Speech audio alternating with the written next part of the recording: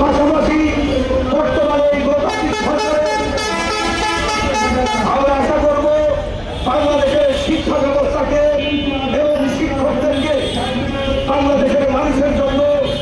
এই জাতি গঠনের জন্য একটা যুগোপযোগী শিক্ষা ব্যবস্থা প্রবর্তন করবে এবং